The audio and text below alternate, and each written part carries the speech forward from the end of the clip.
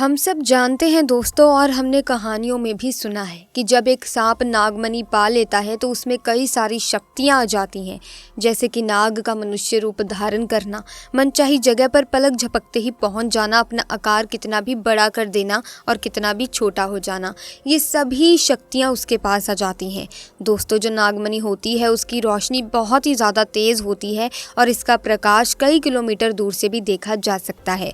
परंतु दोस्तों, एक इच्छाधारी नागिन अपने नागमणि को हमेशा लोगों की नजरों से छुपा कर रखती है, लेकिन जब कोई उसे उसकी नागमणि को छीन लेता है तो नागिन का गुस्सा 7वें आसमान पर होता है।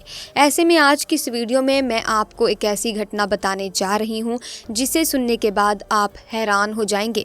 तो आइए फिर बिना किसी देरी के वीडियो को शुरू करते हैं। लेकिन उससे पहले दोस्तों, सच्ची श्रद्धा से कमेंट्स में ज़रूर लिखें हर हर महादेव। दोस्तों, ये घटना बिहार के दरभंगा के एक गाँव में घटित हुई, जो कि जंगल के बिल्कुल करीब बसा हुआ है।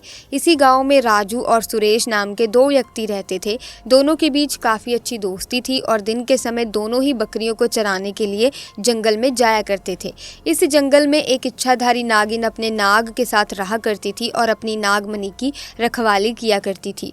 एक बार सुरेश की एक बकरी घने जंगल में चली गई तो सुरेश ने राजू से कहा कि तुम आज मेरी बाकी बकरियों को लेकर घर वापस चले जाओ और मैं अपनी इस बकरी को जंगल के अंदर से ढूंढ कर वापस आता हूँ, जो शायद जंगल में थोड़ा अंदर चली गई है। उधर नागिन भी अपना भेष बदलकर तथा मनुष्य रूप धारण कर नाग को नागमणि की रक्षा के लिए छोड़ गांव के भ्रमण के लिए निकली हुई थी। जब सुरेश अपनी बकरी को ढूंढते हुए उस जंगल में पहुंचा तो पेड़ के नीचे बने बिल में से उसे तेज रोशनी आती हुई दिखाई दी। उसे लगा कि ये कोई कीमती हीरा या फिर आभूषण उसके नीचे छुपा हुआ है, तो उसने उसी पेड़ की टहनी को तोड़ा और एक बड़ा सा डंडा बना लिया और उस बिल को जोर जोर से मारकर तोड़ने लगा। उस बिल को तोड़ते समय सुरेश बहुत तेजी से डंडे से वार कर रहा था, जिसमें से 2 चोट नाग के बिल के अंदर मौजूद नाग पर लग गई और नाग ने उसी समय अपना दम तोड़ दिया। जब सुरेश ने मरे हुए नाग को देखा और उसके पास तेज चमकती हुई मणि को देखा तो वो समझ गया कि वो चमकती हुई चीज और कुछ नहीं बल्कि नागमणि है। उसने पहले नाग को डंडे से हिलाकर देखा और ये सुनिश्चित किया कि नाग मर गया है या फिर जिंदा है। फिर उसने जब इस बात को पक्का कर लिया कि नाग मर गया है तो उसने अपनी जेब से रुमाल निकालकर उसके अंदर उस नागमणि को रख लिया और भागता हुआ तेजी से घर की ओर निकल गया और ये भी भूल गया कि वो जंगल में अपनी बकरी को ढूंढने आया था और वो बकरी अभी भी जंगल में ही रह गई। इधर जब नागिन वापस अपने बिल की तरफ लौटी तो जैसे ही उसने नागमणि गायब पाई और अपने नाग को मरा हुआ देखा तो वो गुस्से से आग बबूला हो गई। उसने अपनी शक्ति से नाग की आंखों में देख लिया कि उसके नाग का कातिल कौन है। सुरेश ने अब एक बहुत बड़ी गलती कर दी थी। नाग के शरीर को उसी समय अगर वो जला देता तो शायद नागिन को उसके बारे में कभी पता ही नहीं चलता। उधर सुरेश बहुत खुश था क्योंकि उसे दुनिया की सबसे शक्तिशाली चीज मिल चुकी थी, यानी कि नागमणि मिल चुकी थी। सुरेश जब घर पहुंचा तो सबसे पहले उसने नागमणि अपने हाथ में पकड़ी और ये इच्छा जाहिर की कि जो बकरी जंगल में खो गई है वो मुझे वापस मिल जाए। तो दोस्तों, चमत्कार ऐसा हुआ कि अगले ही पल वो बकरी उसके घर के दरवाजे के बाहर खड़ी थी।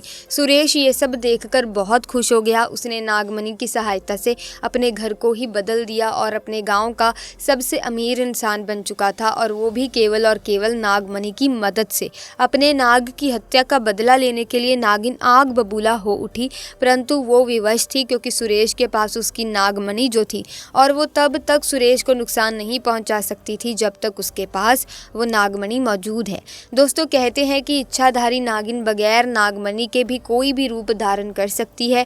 अपनी शक्ति का फायदा उठाकर नागिन ने एक सुंदर कन्या का रूप धारण किया और सुरेश जब किसी काम से दूसरे गांव जा रहा था तो उसके बीच रास्ते में बैठ गई और रोने लगी। जब सुरेश ने देखा कि एक बहुत ही सुंदर स्त्री रो रही है तो वो तुरंत बैलगाड़ी से नीचे उतरा और उस कन्या से पूछने लगा कि आप रो क्यों रही हो। लड़की के भेष में उतरी उस नागिन ने कहा कि मेरा नाम रिया है और मैं अपने पति के साथ दूसरे गाँव में रहती हूँ, परंतु कल वो एक कन्या के साथ शादी करके आ गया और मुझे धक्के मारकर घर से बाहर निकाल दिया।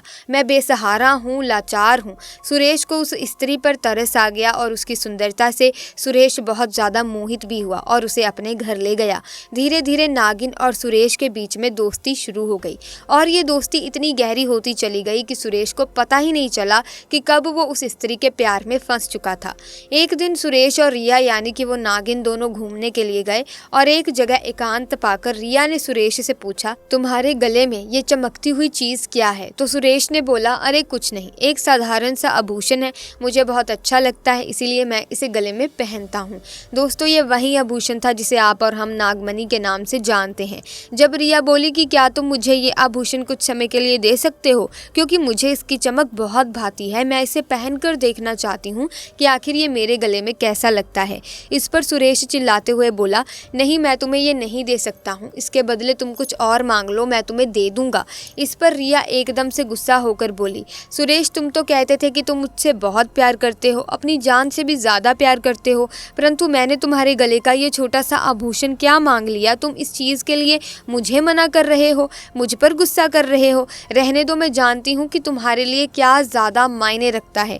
दोस्तों फिर सुरेश ने ना चाहते हुए भी वो आभूषण रिया को दे दिया और रिया को देते हुए बोला कि ठीक है, कुछ समय के लिए तुम इसे पहन सकती हो, परंतु ध्यान से रिया, इसे घुमा मत देना। रिया के हाथ में जैसे ही वो नागमणि आई, रिया का रूप एकदम से बदलने लगा। केवल एक पल में ही वो एक सुंदर स्त्री से एक भयानक नागिन के रूप में परिवर्तित हो गई। उसका चेहरा बिल्कुल नाग सा हो गया। उसने कई बार सुरेश को डसा और डस डस कर उसे मार दिया। नागिन का बदला पूरा हो चुका था। दोस्तों उसने अपने नाग का बदला ले लिया था। तब से ये नागिन इसी गांव में अपने नाग के लिए 500 साल से आज भी जिंदा है। इसके बाद से वहाँ कुछ ऐसी घटनाएं सुनने में आई हैं जिसे सुनकर हर कोई हैरान है।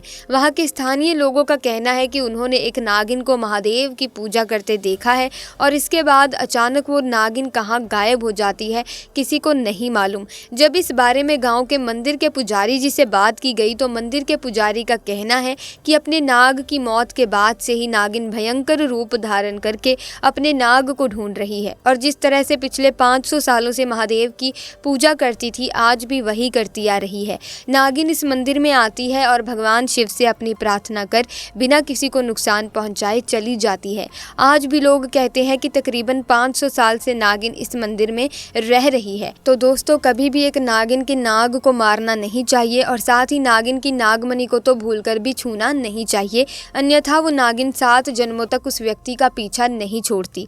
आपको ये घटना कैसी लगी आप हमें कमेंट्स में ज़रूर बताना। साथ ही दोस्तों मैं आपको एक और बात बता देती हूँ कि अगर आपके घर में सांप वगैरह निकल आए तो आप उसे मारे नहीं, आप उसे भगाने की कोशिश करें।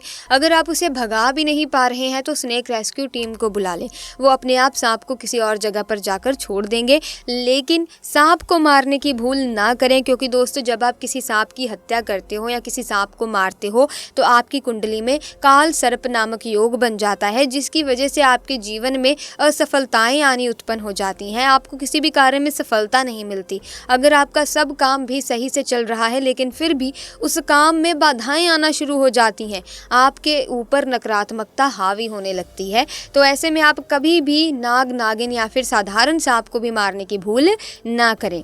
तो दोस्तों वीडियो अगर अच्छी लगी तो वीडियो को लाइक करें, शेयर करें और इसी तरह की और घटनाओं के बारे में जानने के लिए हमारे चैनल को सब्सक्राइब करके बेल आइकन को प्रेस कीजिए ताकि नए वीडियोस की अपडेट आपको मिलती रहे। जल्दी मुलाकात होगी आपसे, तब तक के लिए आपका बहुत बहुत धन्यवाद।